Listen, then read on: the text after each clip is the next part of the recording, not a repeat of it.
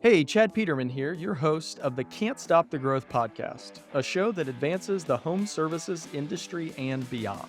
In this exclusive series, I've joined forces with Camp Digital to bring you powerful learnings that advance you and your business in the realm of all things marketing.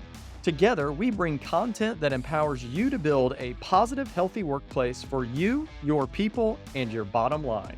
So let me officially pass the mic to Camp Digital for today's episode, chock full of insights that you can take and apply to your growth. Now listen and grow. Welcome to Around the CAMPfire. I'm Katie Donovan, CEO of Camp Digital, and I'm excited to share conversations with real home service business owners and executives. Some of my favorite people who I think are the industry's top leaders, innovators, and trailblazers. Each episode, we dive into stories behind successful home services businesses, the wins, the challenges, and everything in between. Our goal, to share real stories from real people. So grab a seat around the campfire and let's get started. Hi, Katie Donovan with Camp Digital. I'm here with probably one of my favorite people in the trades, although he might make me regret saying that at the end of this interview for sure. But I have known Ted long enough to carry bail money when I see him in person. How about that? Ted is the owner and founder of Southern Trust Home Services in Roanoke, Virginia. And honestly, one of the best storytellers, one of the greatest. I think you guys, everyone's in for a real ride today. Ted, welcome. Thank you so much. Thanks, Katie. Thanks for having me. And you know what? Thanks for coming on. So Ted, for anyone who doesn't know, is a little bit of a legend. He's been listen, people ask me about you all the time, Ted. He's got an amazing business, amazing growth.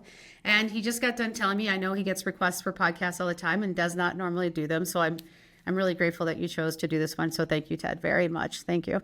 You're welcome. You're welcome. Tell me a little bit about your background, Ted. Like, how did you, because I've heard this story, so I'm going to keep you honest here because it's amazing. How did you decide to start Southern Trust Home Services? Well, as you know, I grew up in Jersey and I got tired of rat race, moved to Southwest Virginia, just figured I'd start wiring houses and just have a shot at it and do well. And I started with builders, obviously, and builders were a pain. And at one point we had 14 Walmarts, 20 some Food Lions, about 12 Sheets fuel stations, and the builders. The receivables my receivables were awful, where I was at points I would have to take money out of my own pocket to make payroll. I'm sure some people could relate to that. Mm-hmm. But builders were the final straw. I had 10, 15, 25, and 12 owed me my last year of doing builders, and they were running from me. One would not answer the door, so when he did, I was standing at the door with a 9mm handgun on my chest, and he looked at me and said, I'm here to collect it. His eyes got big and a light bulb went off. And I said, Lord, I can't do this. I'm going to hurt someone. I told everyone this is going to be the best interview. Hopefully everyone's paying attention because that's quite a start. I love it. Yeah. And then I had another builder owed me $25,000 and he was bouncing checks on houses that I already wired. And I'm into other sets of projects with him. So I wasn't getting paid, knocked on his door one day and he told me, go away, wouldn't open the door. Went back a second day, started beating on the door, and I hear his truck start. I look up the hill, and his son of a gun took off. Well, I started chasing him. I couldn't catch him. I had an old jalopy van. So next morning, he woke up, and when he did, I was laying on his front lawn with a load of firewood, bonfire, cup of coffee, and a newspaper, just sitting back reading the paper. I love it. I love it. Yeah. And, you know, I think a lot of people, when they ask me about your business, they're in awe. You do a very good, very, very healthy business in Roanoke, Virginia. But people don't realize, like, you started out that way. You started out like you drove down there with a van and nothing. I mean, from the way I heard the story, like literally nothing. Yeah, not a thing. You probably have some pictures of me. I started in a 1990 Dodge Dakota pickup with a cap on it.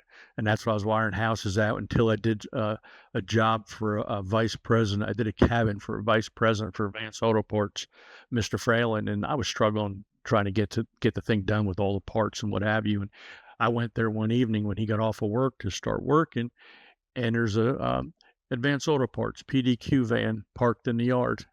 And I said, Mr. Fralin, what's that? And I try not to choke up. And he said, I want you to have that. I said, what? He said, I want you to have that. I see how you're struggling out of that van. I said, oh, well, good. How much do I owe you? He says, not a dime. He said, we put high mileage on. We have good maintenance done on it. He said, but I want you to have that. And that was my first work van. I brought it to Earl Shives, got it painted white, and just put some stickers on it. and it was amazing. It's just I didn't know that. I I have still choke up. goosebumps. Yeah, I still I choke up. love that. Yeah.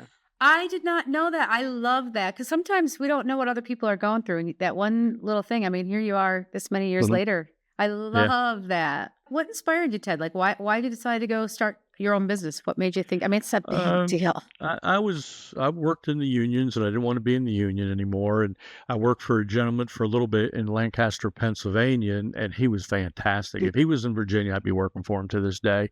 He felt he had two customers. And this is where I learned my philosophy as far as the employees. He said, I had two customers. And he said, I have my outside customers, which we all service, and my inside customers is my employees. If my inside customers are happy, my outside customers be thrilled.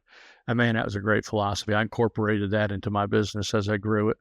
I love that about you. I have from early on in our relationship, I got a couple of videos from some of your employees, your techs, talking about what they loved about Southern Trust. It was one of the first times I had seen anyone, and Hmm, they just took them That's they cool. took them themselves from with their cell phones.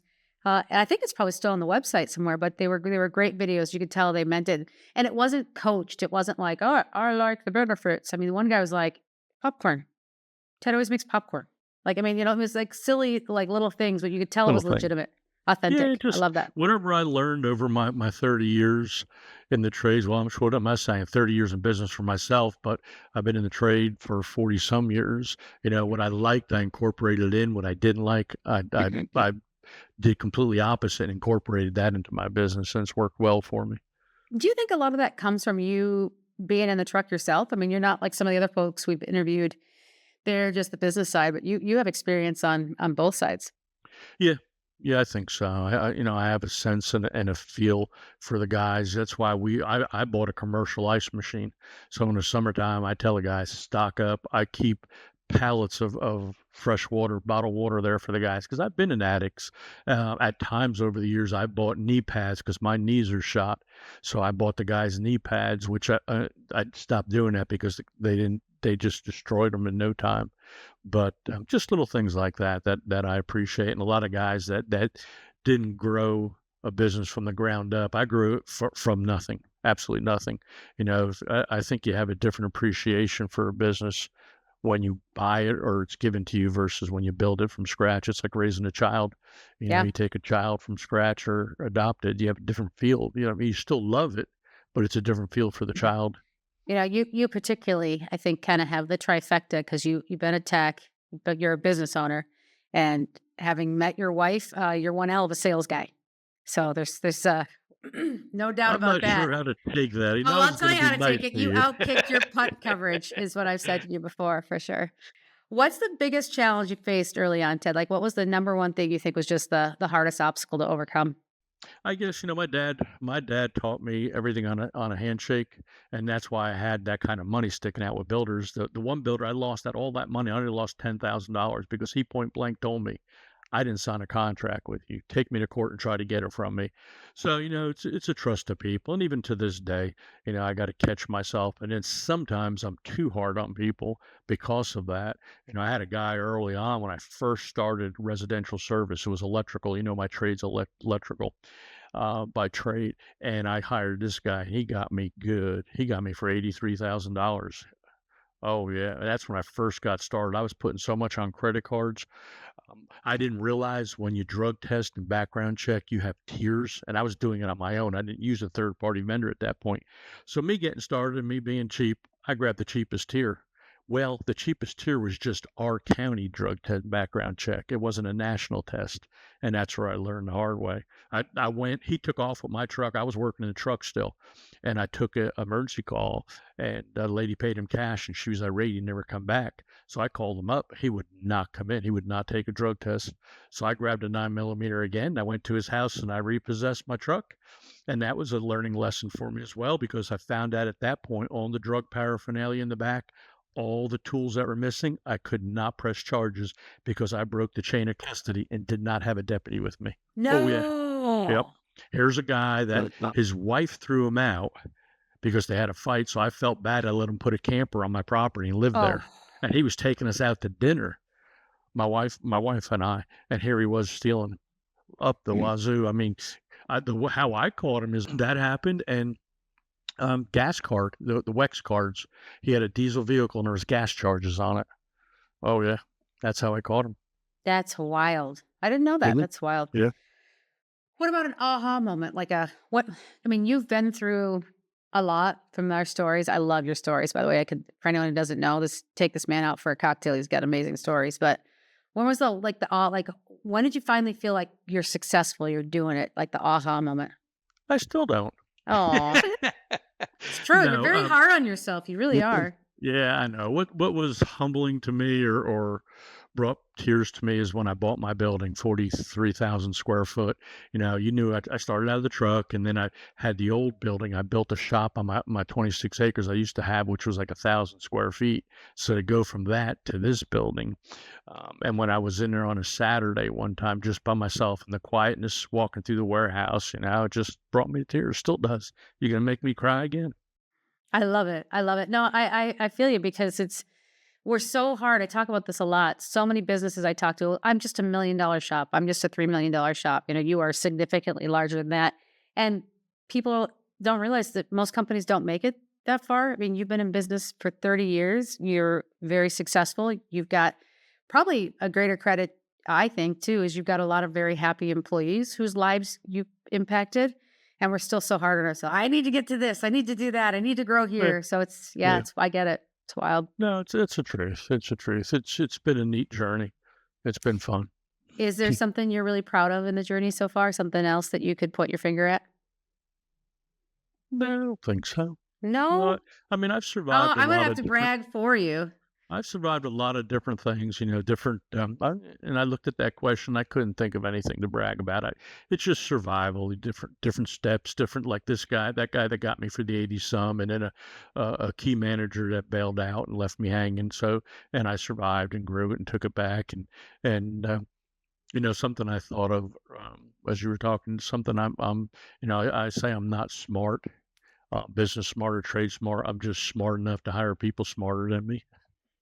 Managers That's included. fair. You've got some phenomenal managers, you really do, on your team. You've got some great people. Yeah.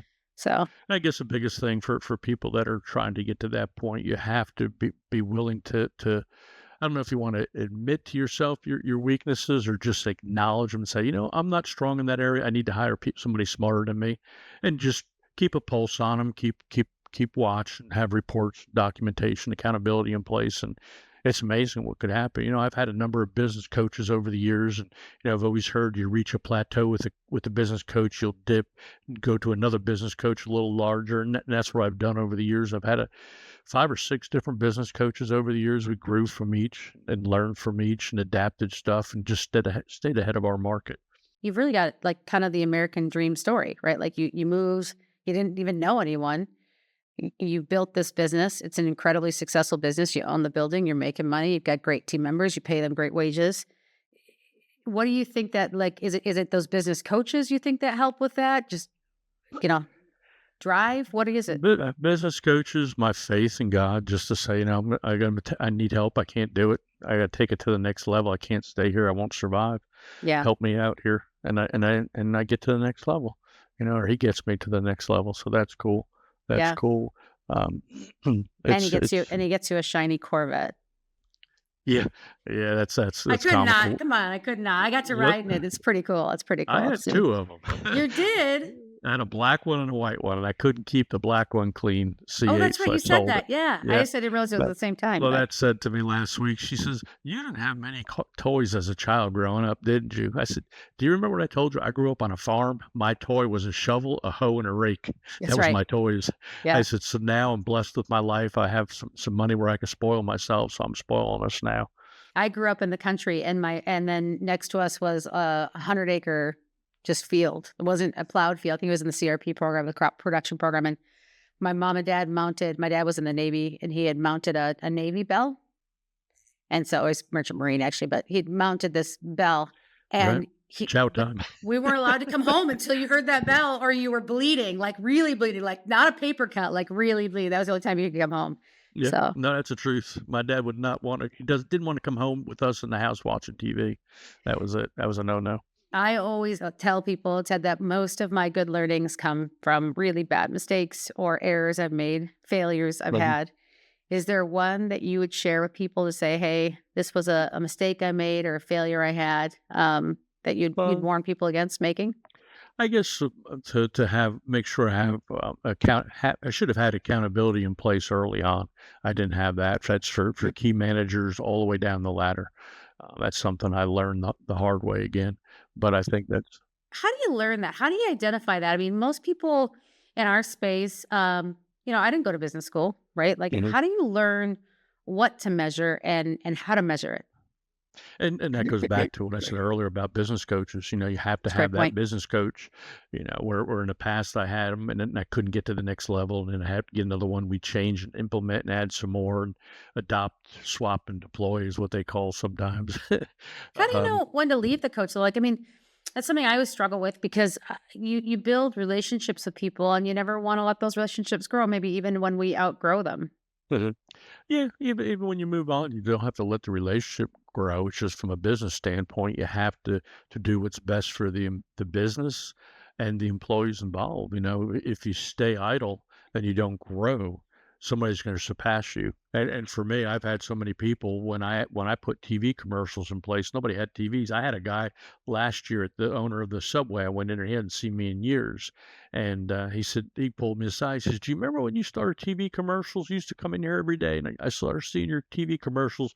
I told you it was a dumb waste of money." He said, "Now look at you. Everybody's on there." He says, "Every trade company's on TV." I said, "Yeah, I know." He Yeah. said, "So you learned that dumb." Yeah. And what I say, imitation is the sincerest form of flattery. You must be very No. flattered because I see a lot of people imitate what you got going on a lot, down to your name. I've seen businesses imitate your name places. Yeah, yeah, I've seen that. I've seen people in my market try to imitate the colors, get close to the colors, and TV commercials where I'm walking to the door early on my commercials, and I'd knock on the door, park the van, knock on the door, shake the homeowner's hand, walk in the house, and point at light fixtures. This guy had the exact same commercial where Yeah. people were telling me, "Hey, I see you have a new commercials." Like, I didn't do a new commercial, and then I caught it. I was like, "Oh crap!" You've been in the business, Ted, for long enough to see several ebbs and flows. How do you keep up with it? I mean, COVID was such a crazy wild ride. Before that was the 2008 recession. Like, how do you keep up with all the changes going on? And again, it's having good coaches in place, having good managers in place. You have to sometimes just trust your gut, your feelings, a lot of prayers, I think down you've on got a my good gut. I think you've got a good gut. down on my knees a lot of times. I don't think you give yourself enough credit. I've heard you kind of just riff on things and just say, "Hey, could you go dig into this and come back and like, exactly what your intuition was correct." You've got a pretty good gut, I think. Yeah, thank you. That's why we're opening up in a new market, a satellite office, just because of what I feel, what I've felt, and then you confirmed it the one conversation we had, so I know it's the right direction. Um, so it's Ever cool. never want to sit down and just enjoy it. You keep pushing and growing and No, and people say that to me all the time. "How old are you?" And I tell them, I said, "When are you going to retire?" I said, "Why?" yeah. I have good people in place. I pay them fantastic, great plans in place, and I get to spend some time in the winter down in Florida here. I have seen and had the pleasure of talking with many of your team members. Mhm. Um, and all of them say amazing things about working for you. And I don't think there's one that wouldn't take a bullet for you. Mhm. Why is that? What's your leadership style? What do you think like you credit your leadership to? And that goes back to what you had asked me earlier about being a technician and having feelings, and being there, and I was always taught, you treat others the way you want to be treated. So I try to do that. Sometimes it costs me a fortune, but It's I not can just sleep your well at night. technicians. Your And I think she's your finance gal. I had sent her an email. It was a poorly worded email, admittedly, and I think she thought I was doing something inappropriate. And boy, woo, do not get on the wrong side of her. I had to come back and say, sorry, that was not at all what I intended. I mean, they are so protective of you Mhm. and care about you so much, not just you as a business owner, but you as a person. I Mhm. mean, is it just that connection you make with them, or is that your Uh, leadership style?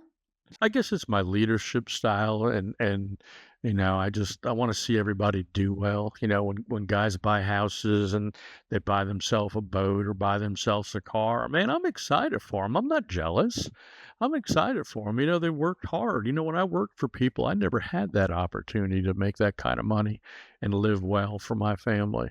There was a time early on when I first got started, I was working for myself and wasn't priced right, so I was struggling, and then I didn't have medical insurance, and I had a family. My boys were little, 7 and 9, and my ex-wife, didn't work, so I was working for myself for 8 and for the county. I was a building inspector for the county, so I worked 8 hours for the county so I could get the medical. Their pay stunk, and then when I finish up with them at night, I'd work night for myself until the point one day it was like 11 o'clock in the middle of August in an attic, hot, and I was exhausted. And I said, "Oh man, I can't keep doing this." So I finally had to go to the building official and said, "Donnie, I can't do this anymore. I'm going to have to stop." And you had 2 successful boys from it. They're amazing. What advice would you give someone looking to scale their business? Someone's going to start out today. I mean, you've been there, you've done it. Is there a piece of advice you'd give them? Um, I guess don't expect it to be a cakewalk and go smooth. You're gonna have to be able to take bullets and stand up, and you're gonna have haters. You're gonna have mistakes. You're gonna have people wrapping a brand new box truck right around the telephone pole and totaling it. You're gonna have a guy totaling 2 vehicles in 1 week by hitting deer in 2 separate instances. You can't do much about it. You just pray and thank God nobody got hurt, and just learn from it. If there's anything you could learn and implement, you move on from there. Yeah, I will say that, one of the first times you and I was working with you and you were frustrated. You called me and said something and I said, "Ted, do I ever not answer the phone? Do I ever not?" And it instantly like calmed down, and it was so refreshing. It was so kind because you needed something and you wanted to get it. And you were like, "I need this." And I think I'm so used to a lot of people just going straight to 100, and you were like, "How do we get this done, Katie? Like, just explain to me how we get this done." I'll never forget that day. I loved it. I appreciate, made me really, it's probably the day I started to realize that this is a person I want to hang around with and be associated with Well, was you were that a day. kid back then, so I had to Oh, go yeah. easy. Yeah. Well, we'll do that. We'll do that. Yeah. Any initiatives that you think like must-haves that people should have in the space? Anything that you did that you're like, "Gosh, you guys, if you aren't doing this, jump on board." Business coaches, if you Oh, don't yeah. have a good business coach, it doesn't have to be the best. Just take it to that point where the one we had in the past, one of them, I mean, they did great, but they were the same size as us revenue-wise. So I just felt I was tapped out at that point. I had to pick somebody different and chose a different coach, and then we moved on now recently with Chad because I want to get to that point, get to that level. Yeah. And he was a big help and a big influence in my decision with opening up a satellite and how I did it. Yeah. Yeah. So Shout it's out to cool. Chad Peterman and what he's building. It's pretty amazing, actually. Yep. And Chad, I mean, been there, done that for sure. So, all right, you ready for a speed round? Are you ready for me? No. I'm actually impressed we've gotten this far without having to edit anything out so far, but here we go. Ready? What's your favorite way to start the day? I start every morning with a cup of coffee and the Bible, sitting and doing my devotionals. Black coffee and cream and sugar? Black and sugar. I drink tea, and I think I only drink it to get the sugar and cream into my body, just for the record. Favorite book, podcast, resource for business insights? Business insight. I'm going to say the Bible again. Yeah, I was kind of wondering if you're going to say that. A lot of people change it, but why not? Why not? Yeah, I mean, it's got a lot of great lessons in it for that too. Yeah, it's cool. One tool or piece of technology that you could not live without for business? Well, that's a tough one because we have Service Titan, which is amazing, and I had a number of software. So you're gonna need a good CRM. Yep. We grew, when we were little, we had one, outgrew them, went to a different platform. They merged, changed their name. They did well until we're at this point, and then we had to go on and move to them. Service Titan comes up a lot with that question, so shout out to Service Titan for sure.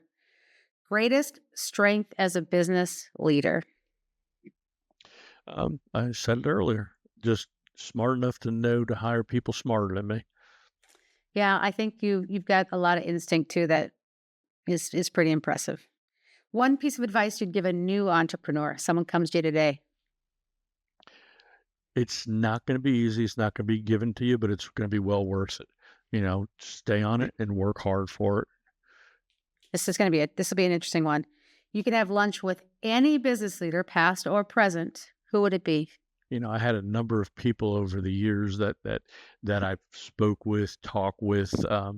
Charlie DePerry was a great gentleman down in Florida. He was a big influence in me because he and I were both electricians by trades, and he added other trades on. And again, myself, I went back to school, got my master's license in plumbing, heating, and air and gas, and added them on. So he was a big influence. I enjoyed my time with him. Alan Ferguson's another good one I enjoy. Yeah, that's my problem. Is there's so many good ones. That's my problem. It's just so hard to put a thumb on everybody because there's been so many people that had influence in my life, whether good or positive. And what's one thing, this is making me nervous. What's one thing people might be surprised to learn about you? My wife says I'm a teddy bear. Listen, for anyone who doesn't know Ted, and I was joking earlier about his wife. She's amazing. But Ted did these series of Facebook posts during COVID that I think kept all of us rolling, because his wife, again, she's amazing. And he would take pictures of her like cleaning and him sitting on the lawn chair and saying like pro marriage tip, if your wife's cleaning, make sure you point out when she missed a spot or little things like that. So yeah, for sure. So your wife saying you're a teddy bear is pretty funny there. If you weren't in the home services industry, where would you be? Customer service somewhere, with people, pleasing. Yeah, you love people. Pleasing people, doing what people need done right. I was always a quiet, shy child back in elementary school or in school, so it's hard to believe my brother had to drag me to school when we were little. So it's sort of comical to think that. I'm shocked by that because the Ted I know is the light of the party. So last two questions. Favorite way to unwind after a long day?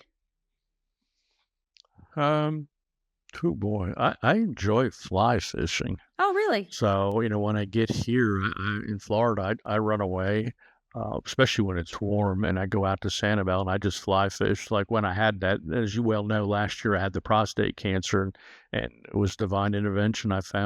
He found Dr. Tolley for me, and I drive an hour and a half up to Sarasota, sit there in the machine for 20 minutes of treatment, drive 2 hours back to Sanibel, fish till the sun went down. That was my piece. I wasn't sure if you were going to talk about that or not, but what a miracle. What a miracle. What a miracle you've lived through. And honestly, if you didn't believe in miracles, that story is a miracle in and of itself. Oh yeah. It's a long story. My wife always cuts me on that, but I just thank God that he was in my life and he brought me there. It's, when you start seeing stuff like that, the rainbow around the sun in the middle of the day, that was amazing. When you're willing to listen, right? Yeah, and it's then cool. One word to describe your business journey so far. Roller coaster. I was going to say, listen, I wish we had hours because some of your stories have been some of the best stories, I think, in this space. You started out strong with a couple of them right out of the gate. And I can be on again. Yeah, exactly. I love it. Yes, I love it. Well, Ted, I want to say thank you.